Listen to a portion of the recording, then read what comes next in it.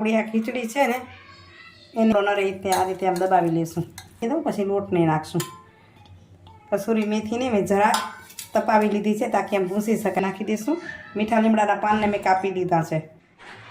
આ લસણ મરચાંની ચટણી છે જે મિક્સ કરી લઈ. હવે આની અંદર નાખશું આપણે મોટી ચમચી જેટલો હું ચણાનો લોટ નાખીશ. 2 ચમચી જેટલી સોજી નાખી દઈશ. મારી છાશ છે ને ઘાટી દહીં જેવી જ છે.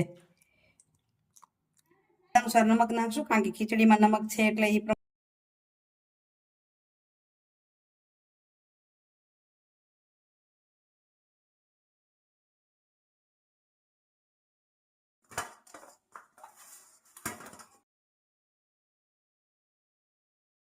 અહીં હું બેકિંગ સોડા નાખું છું. હવે આના પર ઢાંકી દઉં. ટેસ્ટી લાગે. આવી જાવ આપણી જૂની ખીચડીના તાજા ઢોકળા ખાવા માટે.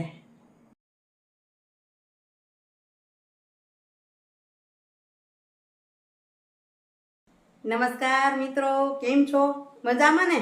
આપ સૌ કુશળ હશો એ જ શુભેચ્છાઓ સાથે આપ સૌને જય લક્ષ્મીનારાયણ, જય સ્વામિનારાયણ, જય જીનેન્દ્ર, જય હાટકેશ, જય જલારામ, જય ઠાકરધણી, જય દ્વારકાધીશ, હરિઓમ અને મહાદેવહર. મિત્રો કહેશો કે રોજનું આ બધા ભગવાનને કેમ યાદ કરે છે? પણ મારા બધા ફોલોઅર્સ તમે બધાને ભગવાનને માનવાવાળા છો. હું આપ સૌને વંદન કરું છું, આપ સૌને પ્રણામ કરું છું. આપ જે કોઈ ભગવાનને માનો છો એમને પણ હું પ્રણામ કરી દઈ છું. ચાલો, સવારના કામ કર્યું, ઘણો સમય નીકળી ગયો. અત્યારે 12 વાગ્યા છે અને હવે આપણે કરીએ છીએ આજે શનિવારની રજા છે એટલે મમરા વઘારવા માટે તૈયારી. જો મસ્ત મજાનો લીમડો લઈ આવી છું. કેટલો જોરદાર છે. અમારા અહીં પાડોશમાં જ નીતિનભાઈ ગોરને ત્યાં છે, ત્યાંથી લીમડો લઈ આવી. આમ તો ચોરી કરી કહેવાય, પૂછવા વગરનું બહારથી લઈ આવી. અને અહીં મમરા ચાળી લીધા. ચાણી બાણી તૈયાર કરી મમરા ચડાઈ ગયા. ચાલો હવે અહીં મસાલાને તૈયાર કરી લઉં.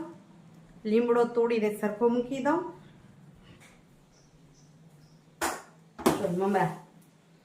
મમરાનો નાસ્તો બનાવું ત્યારે લગભગ 1.5 થેલી 2 થેલી જેવો ભેગો જ બનાવી લઉં તાકી વચ્ચે વચ્ચે તકલીફ ન થાય. અને એ રીતે જ બનાવીએ કે મહિના દિવસ સુધી ખરાબ ન થાય. કારણ કે આપણે ઘરે બનાવી તો તેલ પણ હલકું ન વાપરીએ. તો અહીં તમને બતાવી દઉં. વઘાર તો ઘણી વખત બતાવ્યા છે. આમાં શેકીશ મમરા, વઘાર કરીશ એટલું તેલ લઈ લીધું છે.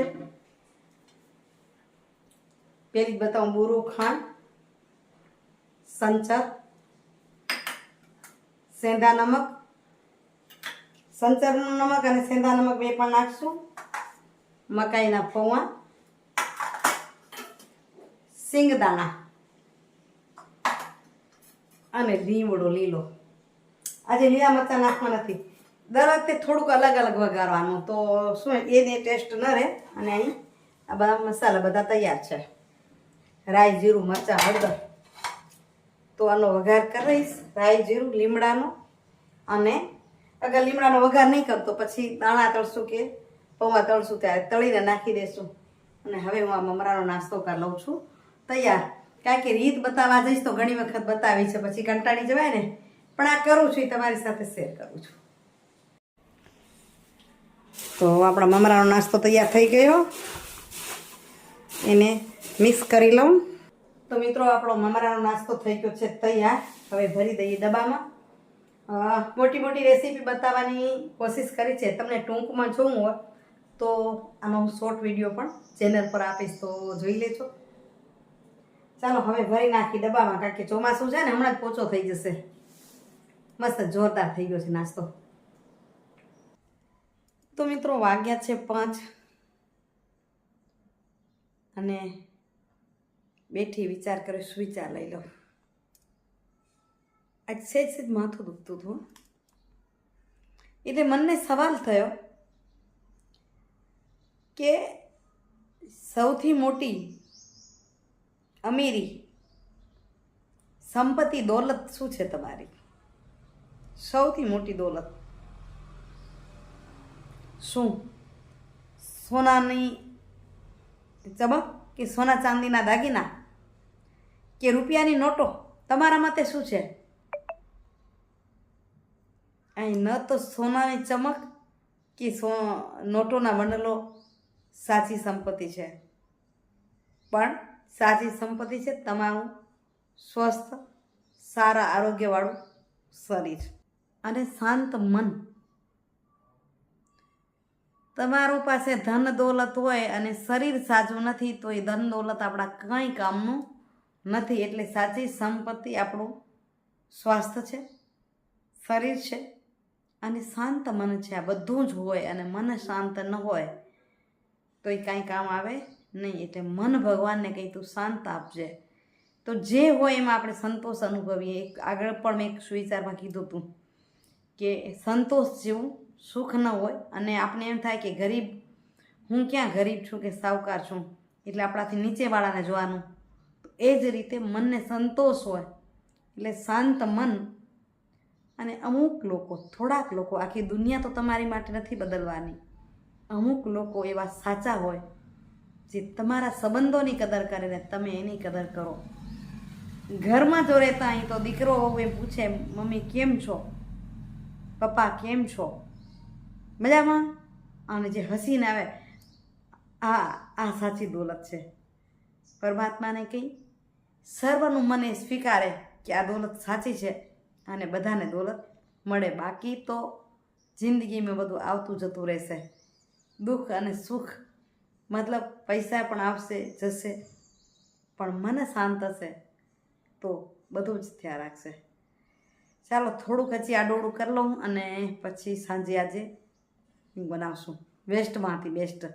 હા, મને ખાવાની વસ્તુ કે વેસ્ટમાંથી બેસ્ટ ન કહેજો, એટલે મને આમ બચેલો ખોરાક એમ બોલવું પડે છે.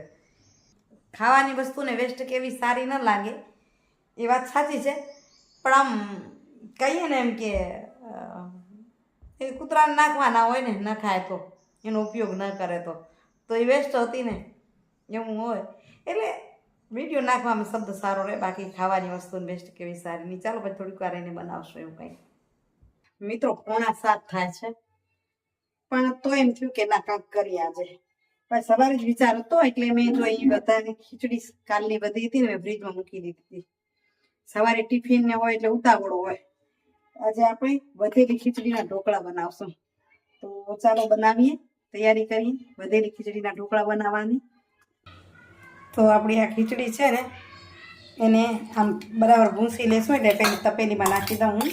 તમે શું વાપરો, મિક્સિંગ બાઉલ વાપરતા હોય એમાં જો આ રીતે કોઈ ગાંગડો ન રહે તે આ રીતે આમ દબાવી લેશું. મગનો કણસ એ પણ ભાંગી જશે એ રીતે. આ એકદમ મિક્સ થઈ ગઈ. હવે આની અંદર નાખશું આપણે કસૂરી મેથી. પહેલાં મસાલા નાખી દઉં પછી લોટને નાખશું. કસૂરી મેથીને મેં જરા તપાવી લીધી છે તાકી એમ ભૂંસી શકાય. ચોમાસો છે ત્યારે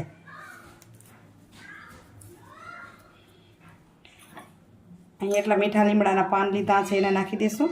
મીઠા લીમડાના પાનને મેં કાપી લીધા છે. આ લસણ મરચાંની ચટણી છે જે એ નાખું છું. આમ તો લીલા મરચાં અને લસણ એવું તો સરસ થાય. એને મિક્સ કરી લઈએ. હવે આની અંદર નાખશું આપણે મોટી ચમચી જેટલો હું ચણાનો લોટ નાખીશ અને મોટી 2 ચમચી જેટલી સોજી નાખી દઈશ અને મિક્સ કરી લઈશું. આમાં જરૂર પડશે ને એટલી છાશ નાખશું. છાશ અગર દહીં નાખવાનું, એટલે અહીં મારી છાશ છે ને ઘાટી દહીં જેવી જ છે.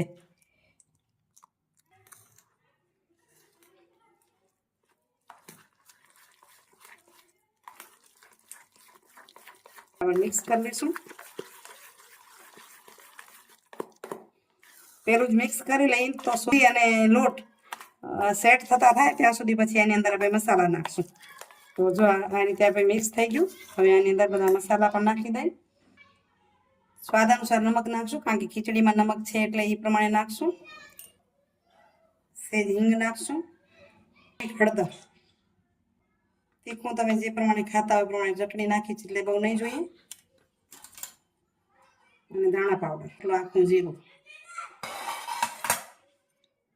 અને મિક્સ કરી લઈએ. થાળીમાં નાખીને પોતે પથરાઈ જાય ને એટલી જોઈએ. હવે આ બરાબર છે. આ સેટ થાય ત્યાં સુધી આપણે તપેલું અને તૈયાર કરી લઈએ અને થોડીક સાકર ભૂલી ગઈ એટલે જરા ખાંડ કે બુરું ખાંડ નાખી દેવાની. ગોળ ઝીણું કરેલું હોય તો ચાલે. હવે એને ઢાંકીને મૂકી દઈએ. હવે એ થાળીને આપણે ગ્રીસ કરી લઈએ.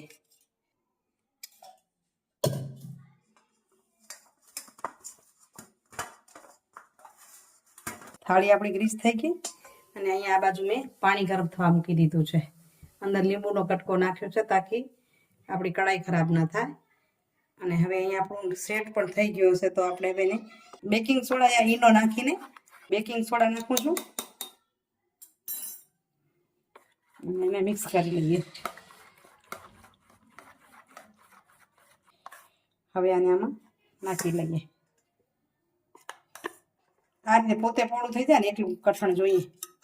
હવે એને મૂકી દઈએ થાળી. અહીં પાણી પર આપણે મૂકી દઈશું અને થાળી પર મૂકી દીધું. હવે આના પર ઢાંકી દઉં. આના પરની ડીશ છે એને મેં કોટનના કપડામાં વીંટી લીધી છે અને આમ ઢાંકશું જેથી પાણી એના પર ન પડે. અને 15 થી 17 મિનિટમાં સરસ તૈયાર થઈ જશે. તો 17-18 મિનિટ જેવું થયું. હવે આપણે જોઈ લઈ. હા જો મસ્ત થઈ ગયા છે. અરે અહીંયા અડી ગયા ફૂલીને એટલું.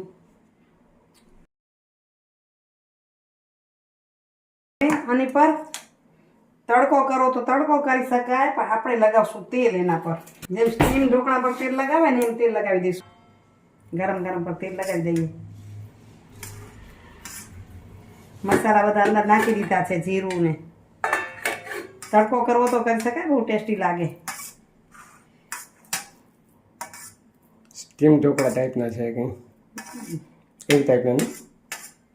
ખીચડીને આપે તો શું કહેવાય વેસ્ટમાંથી બેસ્ટ ના કહીએ કાંઈ બધા કે ખાવાની વસ્તુને વેસ્ટ ના કહેવાય. એટલે તો બચેલા ખોરાકને નવો બનાવ્યો આપણે.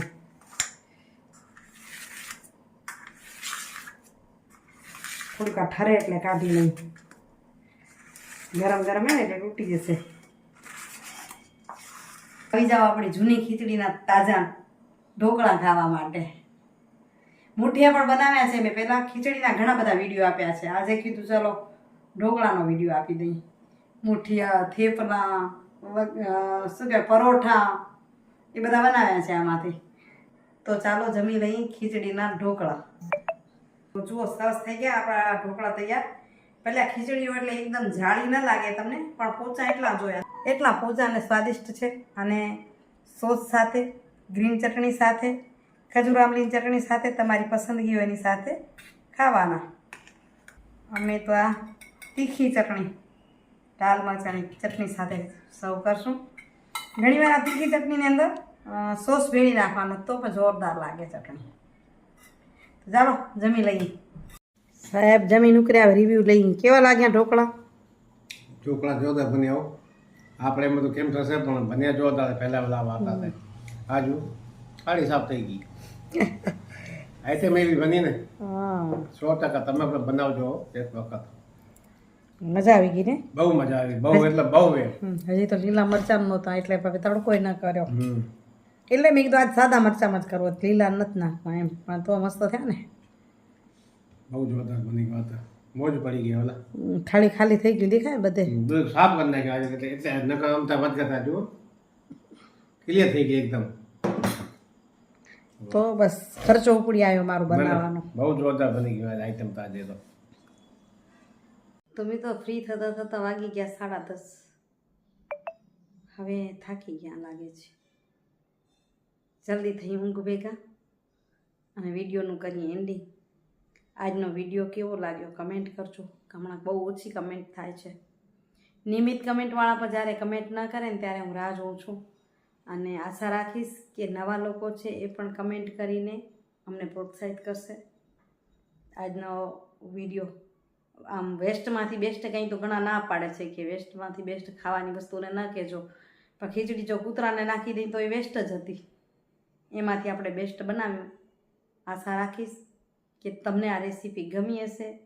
ગમી હોય તો લાઈક શેર કરજો, કમેન્ટ કરીને કહેજો.